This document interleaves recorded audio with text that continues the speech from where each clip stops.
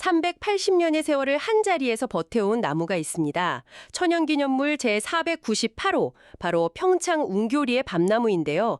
이게 그냥 단순한 식물이 아니라 우리 역사와 문화를 고스란히 품어온 뭐랄까 살아있는 유산이죠.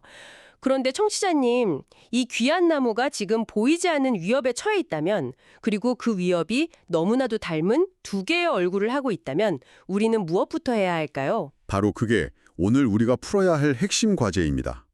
겉보기엔 똑같이 가지를 말라 죽게 하고 나무 껍질에 흉터를 넘기는데 원인균도 치료법도 완전히 다른 두 질병이 있거든요. 맞습니다. 그래서 오늘은 청취자께서 보내주신 자료들을 바탕으로 우리가 직접 나무의사가 돼서요. 이 거대한 생명의 병을 진단하고 치료하는 전 과정을 한번 단계별로 아주 상세하게 들여다보려고 합니다. 먼저 범인을 정확히 특정하는 5가지 결정적 단서부터 찾아내고요. 네. 이어져 적의 적을 우리 편으로 만드는 놀라운 생물학적 무기, 그리고 마지막으로 구체적인 3단계 외과 수술법까지 함께 파헤쳐 보겠습니다. 문제의 두 용의자는 바로 밤나무 줄기 마른 병과 가지 마른 병입니다. 둘 다 나무에 궤양이라는 상처를 남겨서 비전문가가 눈으로 구별하기는 정말 어렵습니다. 그렇죠. 하지만 잘못된 진단은 정말 치명적일 수 있죠. 엉뚱한 약을 처방하는 것과 같으니까요. 그래서 오늘 탐구의 첫 번째 미션은 이 두 얼굴의 질병을 구별하는 5가지 결정적 단서를 찾아내는 겁니다. 좋습니다. 그럼 지금부터 탐정이 되어서 현장 감식에 들어가 보죠. 자료를 보니까 가장 먼저 눈으로 확인할 수 있는 단서가 병원균이 현장에 남긴 증거의 색깔이라고요. 네, 맞습니다. 첫 번째 단서는 병원균이 포자를 퍼뜨리는 일종의 포자 공장, 즉 좌차의 색깔입니다. 밤나무 줄기 마른 병은 수피를 뚫고 아주 선명한 밝은 황색이나 오렌지색 혹은 젓갈색의 작은 돌기들을 만들어요. 아, 오렌지색이요? 네, 누가 봐도 눈에 확 띄는 색이죠. 그러니까 병원균의 씨앗을 만드는 공장인데 그 공장 굴뚝에서 나오는 연기 색깔이 다르다, 이런 말씀이시군요. 근데 왜 하필 그렇게 눈에 잘 띄는 색을 띠는 걸까요? 재미있는 표현이네요. 실제로 그 선명한 색깔이 병원균의 독성과 활력이 강하다는 신호이기도 합니다. 특히 비가 와서 습도가 높아지면 더 확실한 증거를 볼 수 있는데요. 네. 이 오렌지색 돌기에서 끈적끈적한 실 같은 포자 덩어리가 마치 돼지 꼬리처럼 길게 밀려 나옵니다. 돼지꼬리요? 네, 빗물이나 곤충에 붙어서 멀리 퍼져나가기 위한 생존 전력이죠. 이야, 오렌지색 돼지꼬리라 한 번 들으면 잊어버리기 힘든 단서네요. 그럼 다른 용의자인 가지마른병이 남긴 흔적은 어떤가요? 완전히 정반대입니다. 가지마른병은 수피에 마치 후춧가루를 뿌려놓은 것처럼 아주 작고 검은 점들을 만들거든요. 아, 검은색 점이요? 네, 눈에 잘 띄지도 않죠. 포자가 나오더라도 크림색이나 백색이라 거의 보이지 않고요. 그러니까 정리하면 선명한 오렌지색 돌기가 보이면 줄기마른병, 검고 작은 후춧가루 같은 점들이 흩어져 있으면 가지마른병을 강력하게 의심해 볼 수 있습니다. 좋습니다. 첫 번째 단서는 범인이 남긴 색깔이었군요. 하지만 이것만으로는 부족할 수 있으니 더 결정적인 증거가 필요합니다. 자료에 따르면 껍질을 살짝 벗겨보면 결정적 지문을 찾을 수 있다고요. 바로 그겁니다. 이게 두 번째 단서이자 줄기마른병을 확진하는 가장 확실한 증거예요. 바로 균사판의 유무인데요. 균사판이요. 네, 줄기마른병에 감염된 부위의 껍질을 소독된 칼로 살짝만 벗겨보면 그 바로 아래에 황백색의 곰팡이 덩어리가 부채꼴 모양으로 넓게 퍼져 있는 걸 볼 수 있습니다. 아, 부채꼴 모양? 이게 바로 균사판입니다.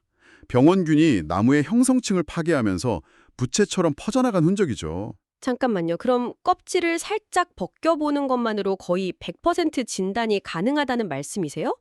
그렇게 간단하다면 왜 현장에서 이 둘을 혼동하는 경우가 생기는 거죠? 아, 좋은 질문입니다. 실제로 전문가들은 이 균사판 유무를 가장 중요하게 봅니다. 하지만 일반인들이나 경험이 적은 경우 살아있는 나무의 껍질을 벗겨보는 것 자체를 좀 주저하는 경우가 많죠. 그럴 수 있겠네요. 또 병이 아주 초기일 때는 균사판이 작아서 놓치기도 하고요.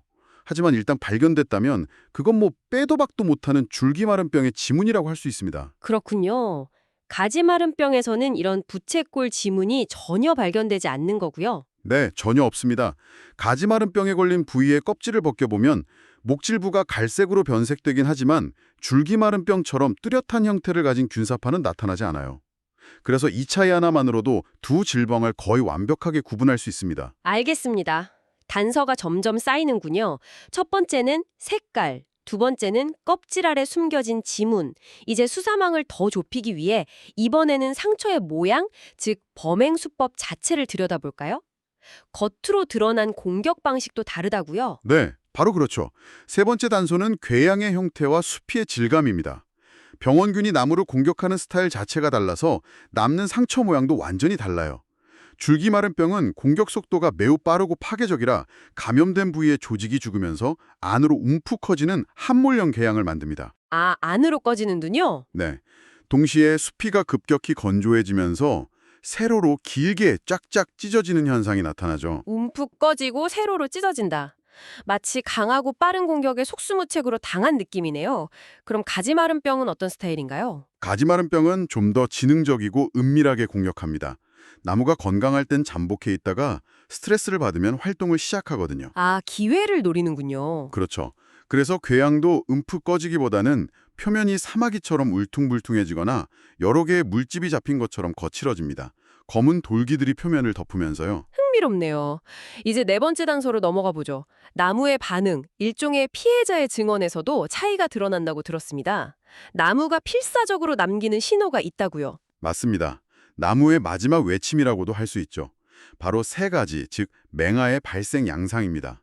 줄기 마른 병은 나무의 혈관이라고 할 수 있는 형성층을 아주 빠른 속도로 파괴해서요. 네. 병든 부위 위쪽으로 가는 영양분과 수분 공급을 완전히 차단해버립니다. 나무 입장에서는 그야말로 사형 선고나 다름없겠네요. 그렇죠. 하지만 뿌리는 아직 살아있기 때문에 나무는 포기하지 않습니다. 어떻게든 살기 위해 영양 공급이 끊긴 병든 부위 바로 아래쪽에서 온 힘을 다해 수많은 새 가지, 즉 맹아를 덤불처럼 뿜어냅니다. 아, 덤불처럼요. 네, 윗부분은 죽었지만 나는 아직 살아있다는 마지막 신호인 셈이죠. 정말 필사적인 생존 본능이 느껴지네요. 가지마름병에서는 이런 폭발적인 맹아 발생이 잘 나타나지 않나요? 훨씬 적거나 불분명합니다. 가지마름병은 줄기 전체를 한 번에 막기보다는 특정 가지만을 서서히 고사시키는 경우가 많아서요. 줄기마름병처럼 생존을 위한 절박한 맹아 발생은 잘 관찰되지 않습니다. 자, 이제 마지막 다섯 번째 단서입니다. 지금까지의 단서들을 종합해서 병의 전체적인 진행 속도와 색깔 변화로 범인을 최종 특정해 보겠습니다. 네, 마지막 단서는 사건의 전개 양상입니다. 줄기마름병은 초기 병반부터 적황색 또는 적갈색으로 아주 선명하고요. 진행 속도가 무섭게 빠릅니다. 얼마나 빠른가요? 불과 몇 달 만에 굵은 가지 전체를 감싸서 죽여버리죠. 이때 나타나는 가장 뚜렷한 특징이 바로 플래깅, 즉 깃발 현상입니다. 깃발 현상이요? 네, 잎이 달린 채로 가지가 급사하면서 죽은 갈색 잎들이 떨어지지 않고 마치 깃발처럼 그대로 매달려 있는 현상이에요. 아, 멀리서 봐도 저기에 문제가 생겼다고 알 수 있는 확실한 신호겠군요. 정확합니다. 반면에 가지마름병은 병반이 주로 암갈색이나 흑색을 띠고 진행 속도가 상대적으로 훨씬 느립니다. 심지어 나무가 건강할 때는 몇 년이고 잠복 상태로 있기도 하고요. 그래서 플래깅 현상도 드물고 병이 들어도 서서히 시들어가는 양상을 보이죠. 알겠습니다. 정리해보죠. 오렌지색 포자 공장, 부채꼴 지문, 함몰형 상처, 덤불 같은 맹아, 그리고 빠른 속도의 깃발 현상. 이 다섯 가지만 기억하면 우리도 현장에서 전문가처럼 밤나무 줄기 마른 병을 정확히 진단할 수 있겠네요. 맞습니다. 이제 범인은 밤나무 줄기마름병으로 특정됐습니다. 네. 범인을 특정했으니 이제 치료법을 찾아야겠죠. 그런데 자료를 보니 일반적인 화학약품이 아니라 아주 뜻밖의 지원군을 활용하더군요.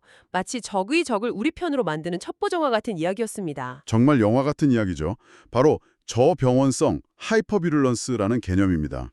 쉽게 말해 병원균을 감염시키는 바이러스를 이용하는 거예요. 곰팡이를 감염시키는 바이러스요? 네, 이 무시무시한 줄기 마른 병균이 특정 dsRNA 바이러스, 다른 이름으로는 하이퍼바이러스에 감염되면 병을 일으키는 능력이 현저하게 약해지는 현상을 발견한 거죠. 우와, 정말 놀랍네요.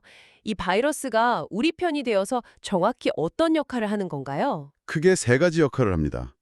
첫째, 병원균의 주무기를 완전히 무력화시켜요.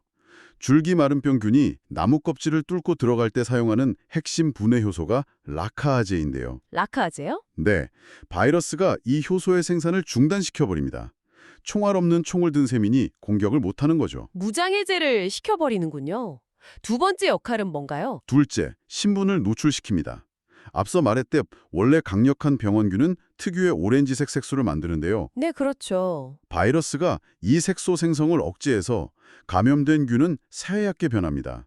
그래서 실험실에서 배양해보면 강한 놈은 오렌지색, 바이러스에 감염돼 약해진 놈은 흰색으로 바로 구별이 가능해요. 아, 색깔로 바로 구분이 되는군요. 네, 마지막으로 포자 형성을 막아서 더 이상 병이 퍼져나가지 못하게, 즉 번식 능력을 없애버립니다. 공격력, 은신 능력, 번식력을 모두 빼앗는 완벽한 카운터네요.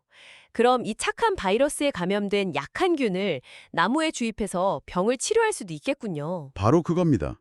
이 바이러스는 곰팡이들이 서로 몸을 합치는 균사 융합을 통해 옆에 있는 건강한, 즉 병원성이 강한 균에게로 옮겨갈 수 있어요. 아, 강력한 병원균이 V균주가 바이러스에 감염된 약한 균이 H균주와 만나면 바이러스가 스르륵 넘어가서 강력했던 병원균도 힘없는 흰색 균으로 변환되는 거죠. 이야. 궤양 주변에 이 약한 균을 주사해주면 알아서 퍼져나가면서 병원균 군대 전체를 와해시키는 원리입니다. 필요합니다. 이건 마치 혈액형과 같아요. 혈액형이요? 곰팡이에게도 혈액형 같은 게 있다니 처음 듣는 이야기입니다. 하하. 비유하자면 그렇다는 거죠. 이 균사 융합이라는 바이러스 수혈은 유전적으로 잘 맞는 그룹, 즉 VCG 그룹이 같은 곰팡이들끼리만 가능합니다. VCG요? 네. O형 혈액을 가진 곰팡이는 O형 곰팡이에게만 바이러스를 수혈해 줄 수 있는 거예요. 만약 VCG 그룹이 다른 곰팡이를 만나면 우리 몸의 면역 거부 반응처럼 서로를 적으로 인식하고 세포벽을 단단히 만들어버립니다.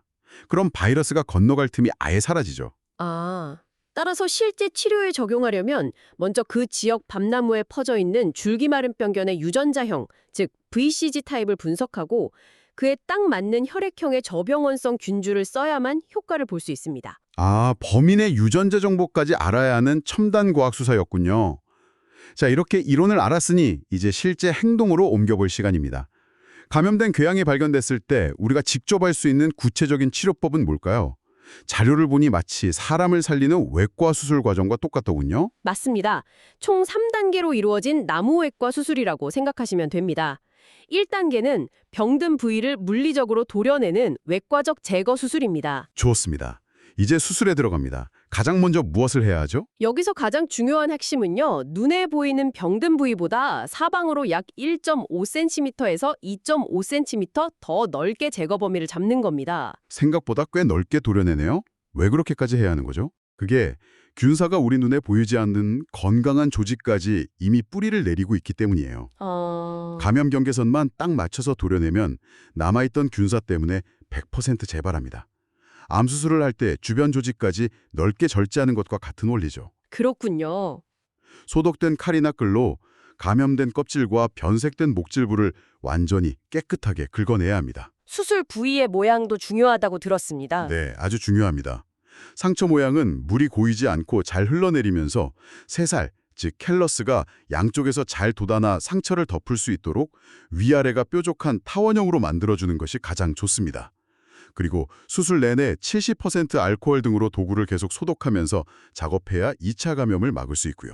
좋습니다. 일단 급한 불을 끄기 위해 감염 부위를 성공적으로 도려냈습니다.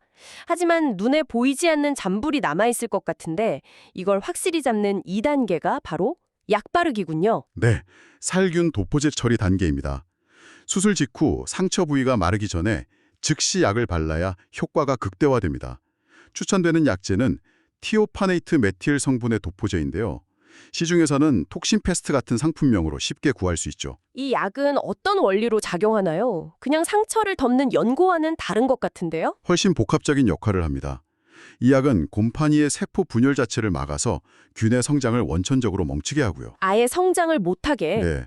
또한 약성분이 나무 조직에 깊숙이 스며들어서 수술로 미처 제거되지 않은 미세한 균사까지 찾아내 죽이는 효과가 있습니다. 와, 그러니까 단순한 소독약이 아니라 침투해서 잔당을 소탕하는 특수부대 같은 역할을 하는 거군요. 맞습니다.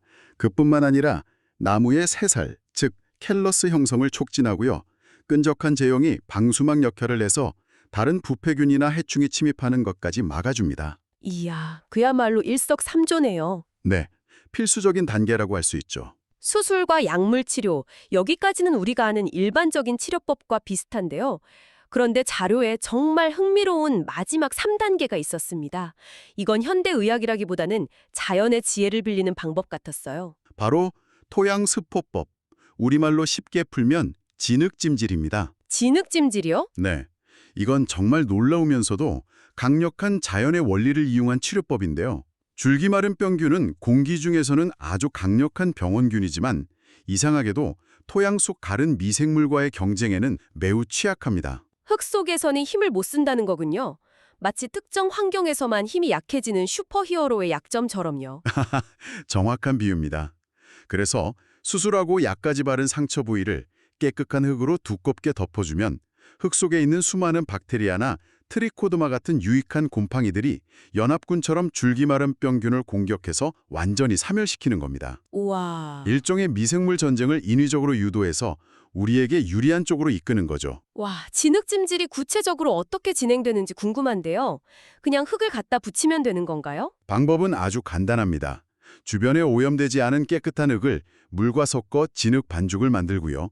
수술한 부위에 1-2cm 두께로 두껍게 발라줍니다. 네. 가장 중요한 것은 진흙이 마르지 않도록 비닐랩 같은 것으로 감싸서 완전히 밀봉하는 겁니다. 미생물이 활동하려면 습도가 유지되어야 하니까요. 그 상태로 얼마나 둬야 하나요? 최소 2-3개월 이상 유지했다가 제거하면 됩니다. 랩을 벗겨보면 병원균은 흔적도 없이 사라지고 그 자리에 깨끗한 새살이 돋아난 것을 확인할 수 있을 겁니다. 정말 놀랍네요. 오늘 탐구를 한번 정리해 보겠습니다. 먼저 겉보기엔 비슷해도 전혀 다른 두 밤나무 질병을 구분하는 5가지 명확한 시각적 단서들을 배웠습니다. 그리고 병원균을 감염시키는 바이러스를 이용한 놀라운 생물학적 방어 원리도 알게 됐고요. 마지막으로 수술, 약물, 진흙찜질로 이어지는 체계적인 3단계 치료법까지 그야말로 완벽한 나무 치료 가이드였습니다. 이 모든 과정은 단지 나무 한 그루를 살리는 기술을 넘어 우리가 소중한 자연유산을 지키기 위해 얼마나 깊이 이해하고 정성을 쏟아야 하는지를 보여주는 것 같습니다.